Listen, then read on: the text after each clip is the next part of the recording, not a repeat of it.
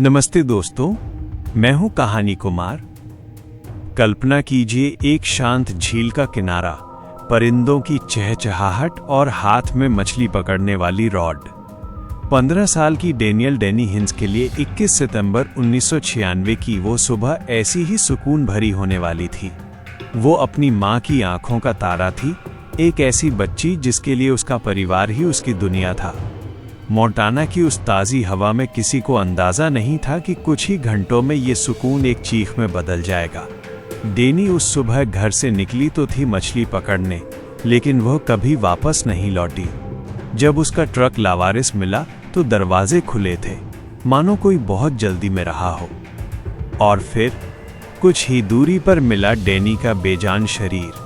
पर जो मंजर पुलिस ने देखा, उसने रूह कंपा दी। उस मासूम बच्ची को सिर्फ मारा नहीं गया था, बल्कि उसके कातिल ने बर्बरता की सारी हदें पार करते हुए उसका चेहरा कीचड़ में तब तक दबाए रखा जब तक उसका दम नहीं घुट गया। वो कीचड़ में घुट घुट कर मर गई। आखिर कौन था वो दरिंदा जिसने एक 15 साल की बच्ची के साथ ऐसा किया? करीब 28 साल तक यह सवाल मोंटाना की वादियों में गूंजता रहा। केस ठंडा पड़ गया, फाइलें धूल फांकने लगी, लेकिन डेनी की मां की उम्मीद नहीं टूटी। फिर साल 2019 में जादुई मोड़ आया, एडवांस फॉरेंसिक साइंस। डीएनए के उन नमूनों को फिर से खंगाला गया जिन्होंने दशकों से राज छिपा रखा था। और 2024 में एक नाम सामने आया, पॉल हचिंसन।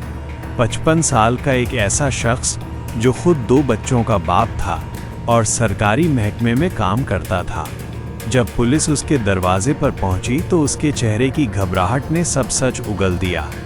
लेकिन इससे पहले कि कानून उसे सलाखों के पीछे डालता, उसने खुदकुशी कर ली। डेनी की बहन ने कहा, वो कायर था, उसने हमारा सामना करने के बजाय मरना चुन लिया। 28 साल बाद इंसाफ तो मिला, लेकिन एक कड़वे सच के साथ। पर दोस्तों, इंसानी फितरत का अंधेरा सिर्फ मोंटाना तक सीमित नहीं है। अब जरा अटलांटा, जॉर्जिया चलिए। यहाँ कहानी है मेलिसा पैटन की, एक ऐसी लड़की जिसकी मुस्कान संक्रामक थी। 1998 की थैंक्सगिविंग पर उसने अपनी माँ को फोन किया, क्रिसमस की बातें की, सब कुछ सामान्य लग रहा था। लेकिन क्रिसमस आया और मेलिसा नहीं आई। उसकी माँ जब उसके घर पहुंची तो पता चला कि मेलिसा और उसका पति क्रिस्टोफर बिना किसी को बताए गायब हो चुके हैं। पड़ोसी हैरान थे और माँ का कलेजा कांप रहा था, क्योंकि उसे पता था कि क्रिस्टोफर मेलिसा पर हाथ उठाता था। 29 अप्रैल 1999 की सुबह एवन एवेन्यू के पास एक कचरे के ढेर में जो मिला, उसने पूरे शहर को दहला दिया। एक प्लास्टिक बैग के अंदर एक महिला का कटा हुआ और ब्लीच किया हुआ सिर मिला। कुछ दिनों बाद शरीर के बाकी हिस्से मिले, लेकिन धड़ गायब था। शरीर को किसी आरी से इतनी बेरहमी और सफाई से काटा गया था कि पुलिस समझ गई ये किसी पेशेवर का काम है। शक की सुई सीधे क्रिस्टोफर पर थी, क्योंकि जिस जगह शव मिला वहां पास ही की एक कंपनी से क्रिस्टोफर को आरी चुराने के शक में निकाला गया था। लेकिन कहानी में एक ऐसा मोड़ आया जिसने सबको सुन्न कर दिया। डीएनए टेस्ट हुआ तो पता चला कि वे अवशेष मेलिसा के ही थे। लेकिन डीएनए मैच किससे हुआ? मेलिसा के पिता कार्ल पैटन से। और यहाँ जो राज खुला वो किसी भी हॉरर फिल्म से ज्यादा खौफनाक था। पुलिस को पता चला कि मेलिसा का पिता कार्ल पैटन खुद एक सीरियल किलर था, जिसने जॉर्जिया में 5 लोगों की जान ली थी। एक पल के लिए लगा कि शायद पिता ने ही बेटी को मारा है, लेकिन कार्ल उस वक्त जेल में था, यानी कातिल कोई और था।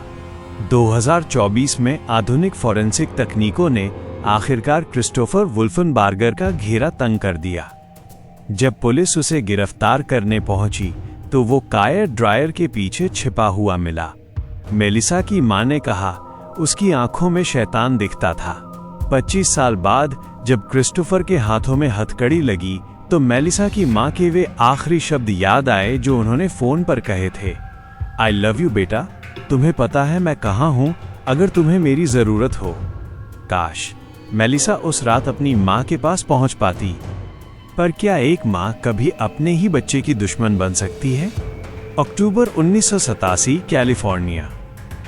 एक कूड़ेदान में कचरा बीनने वाले शख्स को एक नवजात बच्ची की लाश मिलती है।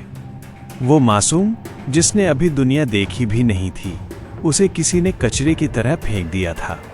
पुलिस ने सालों तक कोशिश की, पर कुछ हाथ नहीं लगा। 33 साल बाद 2020 में सीजन ऑफ जस्टिस नामक संस्था की मदद से डीएनए की परतें खोली गईं। कातिल कोई अनजान नहीं, बल्कि उस बच्ची की सगी मां निकली, मेलिसा जीन एलन। आज वो 55 साल की है, और जब उसे गिरफ्तार किया गया तो उसकी आंखों में पछतावा था या नहीं, ये तो सिर्फ वही जानती है। पर $1.1 मिलियन की जमानत और हत्या के आरोपों ने उसे उस गुनाह के सामने खड़ा कर दिया जो उसने दशकों पहले किया था।